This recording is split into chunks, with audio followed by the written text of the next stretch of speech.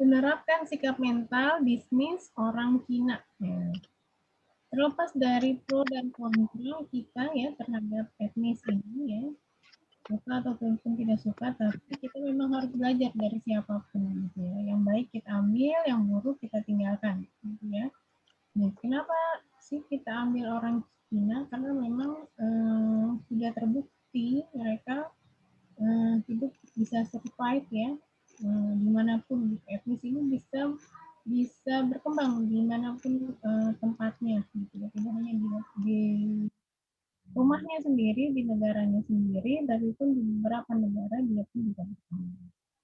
Nah, menerapkan sikap mental, ada yang memang sikap positif dari mereka, yaitu sikap mentalnya dalam berbisnis. Nah, bagaimana sih? Kalau saya sih pernah Iya anjing. dengar ya terkait ini tuh orang Cina itu memang kalau dia sudah komitmennya itu komitmen untuk menabung, misalnya sebulan saya mau nabung 100 ribu lah misalnya atau 1 juta gitu ya.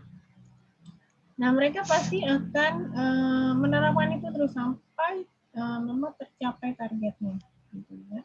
Tidak akan dikurang-kurangi, mereka rela untuk makan sehari-harinya hanya dengan garam misalnya gitu ya, untuk mereka tetap berkomitmen pada keinginannya nabung 1 juta gitu ya.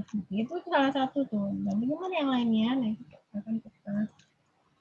Nah, sepanjang sejarah kita tahu ya bahwa bisnis orang Cina itu dalam perekonomian nasional baik menyangkut bidang industri maupun perdagangan. Ya, selalu ada. Dan belajar dari yang terbaik tanpa harus mencari kesalahan merupakan salah satu kunci untuk mencari kesuksesannya. Ya semua pasti punya salah, semua pasti punya yang negatif, positif gitu ya.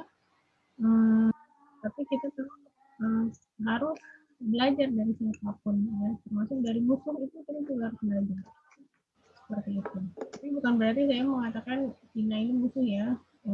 Saya tidak berkata pro dan kontra, tapi yang pasti kita belajar dari siapapun. Terus kemudian tidak dapat dipungkiri bahwa keberhasilan bisnis orang Cina ini didasari oleh satu budaya seni dan etika. Budayanya, seninya, caranya, dan etikanya yang memang mereka terapkan. Nah, kisah sukses ini ada di Harry Jap. Kalian tahu ya, Ray White itu, Harry Jap itu adalah orang yang dia usia seorang pebisnis ya. Dia pada umur 37 tahun dia sukses di bidangnya. Ya, bidang properti, bisnis, membuka pemasaran. Waktu itu dia ikut orang, terus kemudian pada tahun berikutnya ya yaitu kalau sekitar tahun 2001 ya dia mengakuisisi Ray White ya. Sampai saat ini Ray White ini selalu ada ya kalau dalam jual menjual properti. Bukalah pintu. Terus kemudian terkait sukses yang lainnya ya Purwan Habibie Siswanto, pengusaha muda keturunan Cina, lahirannya 85 ya, berusaha lebih dari sekedar bersenang-senang atau hobi. Dari hobi makan, ia mencoba sebagai resep jajanan. Ya, jadi kita kemarin sudah saya sampaikan ya, bagaimana kita memulai memupuk diri menjadi seorang pengusaha muda. Ya. Nah, terus kemudian hari ini dari hobi nih, si Purwan Habibie ini dia dari hobi, dia berwirausahanya dari hobi. Dia hobinya apa? Dia senang makan. Ya, maka dia mencoba berbagai resep makanan. Dia sebagai pemilik Pimen Pisang Goreng Premium. Ya, ini adalah pencetusnya nih. Ya. Nah, mengapa harus berwirausaha pada usia yang seharusnya dinikmati dengan keceriaan? Ya, menjawab, yang saya kejar sekarang ini lebih menyenangkan daripada sekedar bersenang-senang sebagaimana yang mereka pikirkan. Jadi anak muda ya di zamannya ya Purwan Habibie ini dia berpikir ya saya memang inilah kesenangan saya gitu. Saya suka hobi saya makan-makan. yang mencoba berbagai macam hobi, kenapa tidak saya kembangkan menjadi wirausaha usaha saya gitu, dan akhirnya dia menjadi seorang jutawan. Nah, itu ya. Jadi senang-senang ataupun tidak senang-senang itu terkait mindset kita berpikir ya. Orang yang berwirausaha, orang yang berdagang itu ada orang yang mengatakan itu susah, itu menyiksa diri ya. Tidak senang-senang, justru ketika mindset seseorang mengatakan itu justru ke sebuah kesenangan, itu mindset.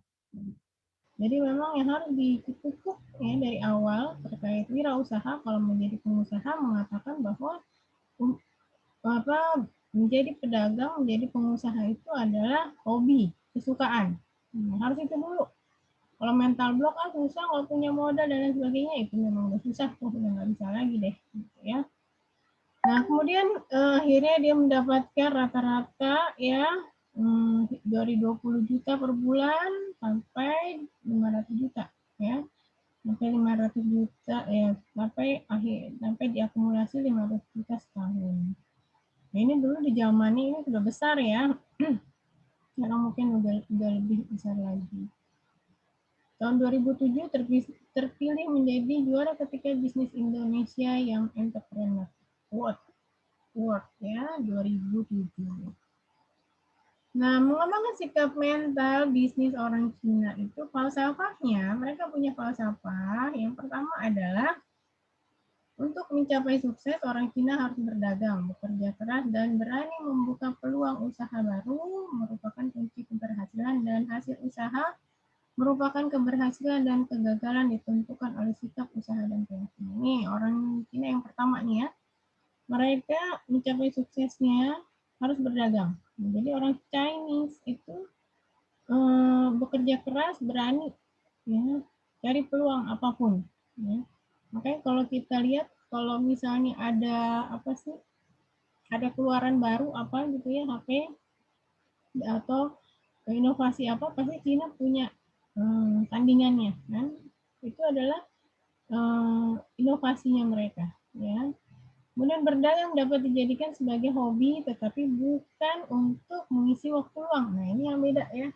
Hobi itu biasanya memang dilakukan untuk mengisi waktu luang, tapi berdagang itu kalau kita memang menjadikan usaha, maka itu tidak diisi pada waktu luang. Oh, waktu luang nih waktunya berbisnis, enggak. Tapi itu menjadikan sebuah keseriusan dan pekerjaan. Ya. Terus kemudian pengalaman berdagang diberikan kepada anak cucu. Nah, ini dia tidak mau hanya dia yang handle usahanya dia. Ya, karena dia tahu dia akan tua, ya, dia akan mati, dia akan meninggal nantinya, gitu ya. Maka dia harus menurunkan itu kepada keturunannya, anak cucunya, supaya mengenal ilmunya berdagang, dikasih tahu ya sikap mental. Jadi mereka tidak memanjakan para keturunannya, anak cucunya ya, untuk untuk berfoya-foya, tapi harus berdagang juga. Ya. Jadi kalau kita lihat beberapa kondisi ya, mereka mengajak anaknya juga berdagang, kerja, jadi karyawannya bahkan, gitu ya. Daripada uangnya ya, uangnya mereka kasih gaji dikasih ke orang lain, lebih baik ke anaknya. Gitu. Itulah falsafah orang Cina. Ini sebenarnya sih sama ya, orang Chinese itu mereka sama dengan falsafahnya orang Padang nih biasanya ya. Dia suka dagang gitu ya, dan itu diturunkan ke anak cucunya. Ya. Terus keuntungan yang diperoleh sebaiknya tidak dibelanjakan. Nah, di mereka biasanya keuntungannya itu tidak dibelanjakan, dan keuntungannya itu harus digunakan untuk menambah modal lagi. Ya, sebagian ditambah buat modal, makanya mereka bisa berkembang pesat ya, karena tidak berfoya-foya itu. Ya, tidak dibelanjakan uangnya. Nah, orang Cina juga suka berdagang yang memberikan keuntungan jangka panjang, berkelanjutan dan jangka waktu lama. Dan pedagang yang jatuh akan merasa sakit, tetapi rasa sakit itu membuatnya kembali bangkit. Jadi kalau dia bukannya orang yang tidak jatuh gitu ya, tidak jatuh dalam berusaha dan berbisnis, tetapi itu membuat dia bangkit kalau saat jatuh itu. Seperti kita di mana ya, apa yang namanya sih, trampolin ya. Kalau jatuh tuh dia membuat dia jatuh melambung tinggi lagi gitu ya. Oke, selanjutnya ini lagi ya. Budaya bisnis mereka itu orang China itu rela bangun pagi dan terus bekerja sampai malam hari untuk mencapai keberhasilan. Jadi begadangnya ya tidak hanya sekedar bergadang ya, tidak hanya sekedar tidur malam, ya, tapi pun itu usaha mencapai keberhasilan. Jadi tidak ada alasan bagi orang Cina untuk tidak sukses jika mereka tekun. Kemudian orang Cina juga mengatakan akan berdagang, mereka biasanya tidak akan berpikir panjang untuk melakukannya. Ya, jadi pengalaman, kemahiran tidak penting. Yang penting learning by doing tadi. Jadi ya saya mau dagang, ya udah langsung kerjakan. Jangan dagang apa ya, modalnya berapa, cari kemana modal. Nah itu udah pikir panjang, udah enggak. Pokoknya apa yang mereka bisa lakukan, cari relasi, mereka kerjakan. Jadi tidak pikir panjang, itu orang sikap mentalnya mereka. Ya. Kemudian kegagalan pertama tidak dapat melunturkan semangat, sebaliknya itu membuatnya lebih gigih. Jadi dia gagal, bangkit lagi, cari lagi, gagal, bangkit lagi, cari lagi. Ya. Jadi membuat dia lebih bangkit, lebih gigih, kemudian jadikan pelajaran, kegagalan lagi, dia menjadi orang bijak, gagal lagi, sabar. Ya, itulah mereka. Gagal bangun, gagal bangun. Jadi memang sebenarnya falsafahnya seperti itu ya. Mereka itu seperti itu. Terus apabila melibatkan diri dalam kegiatan perdagangan, ya kita harus menetapkan tujuan untuk mendapatkan keuntungan jangka panjang. Ya, jadi mereka punya step-stepnya dan manajemennya. Terus kemudian budaya dagang Cina mengutamakan hal penting, siapa cepat dia dapat. Nah, jadi mereka nggak mau pelan-pelan gitu ya. Biasanya harus jadi yang pertama, buru-buru. Makanya mereka bangun pagi. Jadi memang sebenarnya kalau di hadis kita pun ya, mereka sih sebenarnya ini menerapkan hadis ya, hadis kita kalau yang bangun pagi ini ya, bahwa orang-orang yang bangun pagi itu akan diberikan keberkahan kepada Allah, rezeki yang banyak. Makanya kalau pepatah mengatakan kalau udah bangun siang rezekinya dipatok ayam, ya. Kalau udah siang rezekinya udah jauh deh dan susah cari keberkahan, gitu ya. Makanya memang mereka bangun pagi-pagi, gitu ya, bangun pagi-pagi untuk mencari rezekinya. Oke, selanjutnya mengembangkan sistem bisnisnya. Ya, seorang China mengizinkan pelanggannya membuat pilihan sendiri tanpa ada tekanan dari pemilik. Ya. Terus sukses bisnis tidak menggunakan jalan pintas. Mereka memang tidak jalan pintas, maksudnya berbohong gitu ya dan lain sebagainya. Itu jalan pintas tuh. Ya. Mengelabui majikan misalnya mereka mau gitu enggak ya. Terus pelanggan lama diberikan kebebasan dan pelayanan yang istimewa, sedangkan pelanggan baru diiming-imingi dengan potongan harga dan kemudahan kredit. Pekerja dalam sistem bisnis Cina adalah bagian yang tidak terpisahkan dari entitas bisnis. Jadi mereka memang bekerja sama ya, saling untung menguntungkan, tidak saling rugi merugikan atau mereka sikut ya. Sebenarnya ini orang Cina yang beneran ya, mereka yang benar-benar memegang falsafah ini seperti itu. Ya. Oke. Nah, seni bisnis Cina itu ya, dalam dunia bisnis penuh dengan persaingan dan kerja keras dilakukan dengan berbagai macam cara. Ya. Mulai dia menciptakan inovasi-inovasi bagaimana caranya agar dia bisa survive, bisa hidup. Ya. Kemudian berbisnis memerlukan kecermatan atau ketelitian yang tinggi dan juga fleksibel. Ya. Jadi dia cermat dalam melihat peluang ya, dan teliti. Ya. Juga sangat fleksibel, tidak menyusahkan orang lain. Sini berdagang Cina juga win-win solution. Artinya mereka cari bagaimana lah enaknya gitu ya. Kamu suka, saya suka. Kamu untung, saya untung. Gitu. Jadi utamakannya itu. Bisnis harus bekerja keras, ramah, dan menjadikan pelanggan mereka sebagai saudara atau sahabat ya. Jadi kalau misalnya saya punya ada juga tuh ya pedagang emas ya, kebanyakan orang Chinese kan ya. Dan biasanya mereka memang kenal kita, mereka ingat nama kita. Jadi ketika kita ke sana lagi, biasanya mereka baru kesini lagi Bu gitu. Sebut nama kita dan itu membuat sebuah kedekatan gitu ya. Itu sebenarnya salah satu strategi bisnis ya. Oh, ini kenal kok ingat saya ya gitu ya. Akhirnya itu membuat mereka menjadi balik lagi nanti, repeat order lagi, balik lagi gitu. Biasanya seperti itu ya. Dan pebisnis harus memiliki daya tahan mental dan jiwa yang kuat. Nah, jadi komplain apapun ya dari pelanggan dihadapi gitu ya, mental dan harus kuat. Nah, rahasia keberhasilannya, faktor yang mendorongnya adalah banyaknya kemiskinan, perasaan kurang aman di tempat orang lain, kemampuan bertahan hidup, ya, tidak ada pilihan lain, dan ajaran falsafah hidup Konfusisme. Ini mereka berawal dari sini, ya, mereka karena kemiskinan, ya, kurang aman di tempat orang lain. Jadi mereka bagaimana bisa bertahan hidup? Nah, akhirnya mereka bersikap gigih, ya. Dalam sistem sosial orang Cina, anak laki-laki adalah ahli waris. Dan salah satu cara menunjukkan kehormatan kepada orang tua dan mengangkat derajat keluarga menjadi kaya.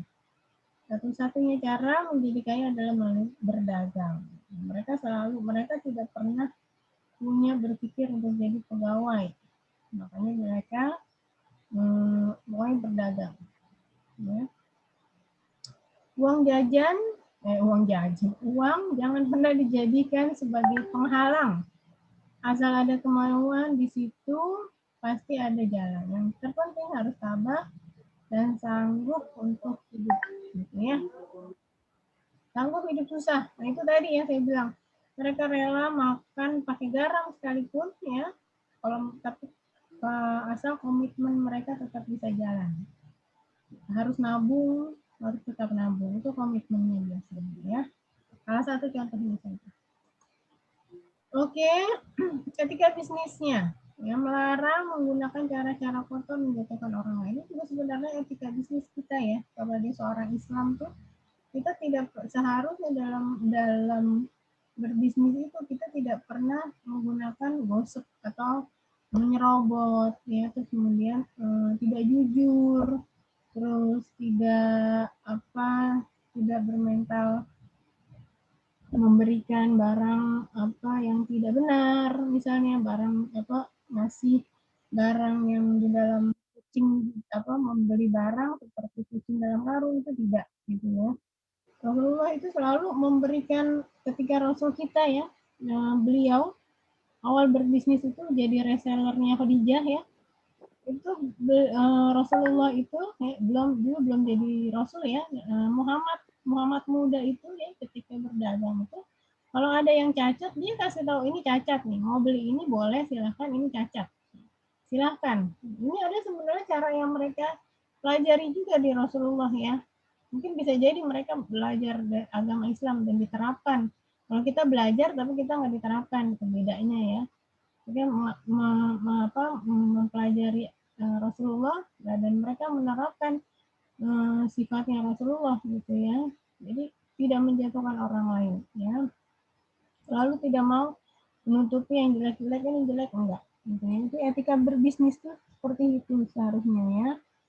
Terus pedagang dilarang mengganggu dan menjelek-jelekan kegiatan pedagang lain. Persaingan dibenarkan menurut nilai moral dan pertimbangan kemanusiaan.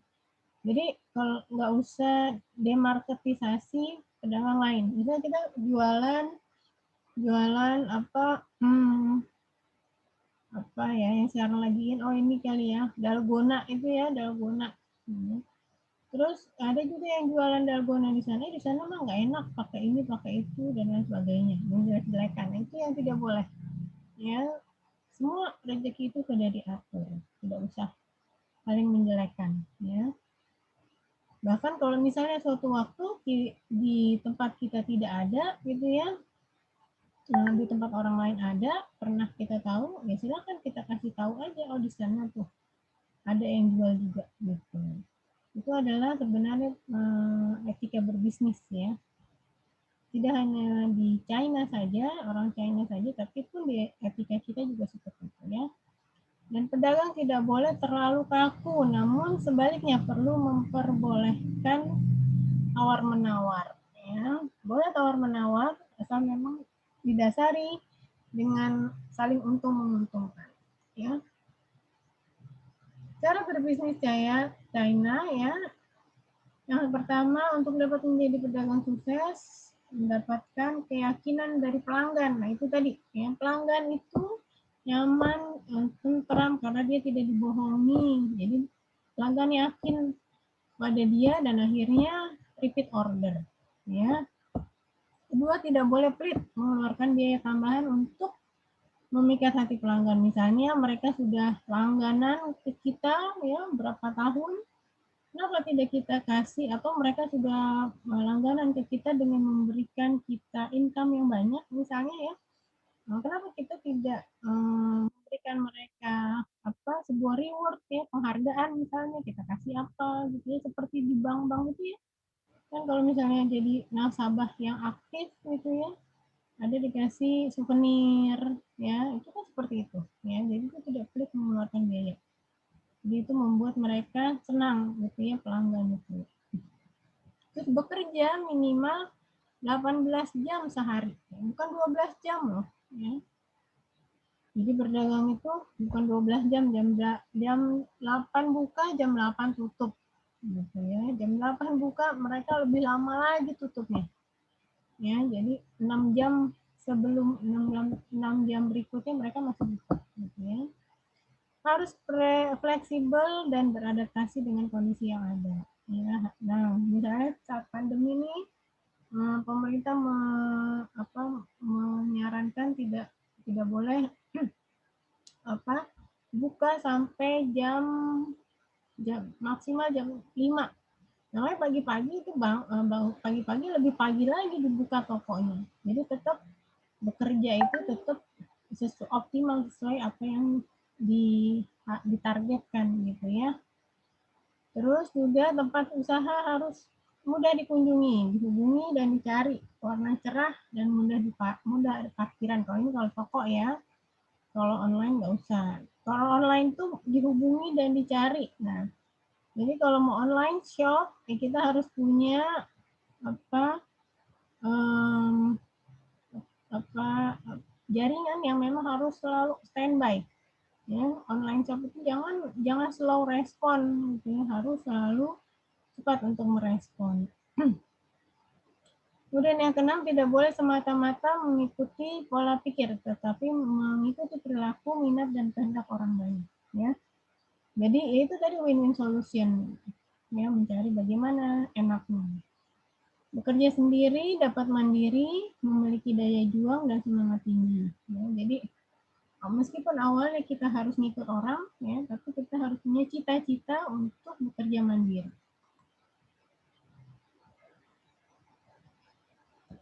Kemudian yang 8, yang berikutnya adalah image dibentuk dengan pelayanan yang diberikan, bukan dengan gaya dan kebaikan berpakaian. Tapi dengan pelayanan ya, mereka clue-nya adalah pelayanan. Lebih suka mempekerjakan sanak saudara ya dan membantu kegiatan perdagangan. Tadi yang saya sudah bilang, lebih baik mempekerjakan keluarganya sendiri atau anaknya sendiri untuk digaji ya, daripada harus mempekerjakan orang lain untuk dia gaji. Akan merasa rendah diri jika mereka gagal dan hanya mendapat gaji sepanjang hidupnya. Ya.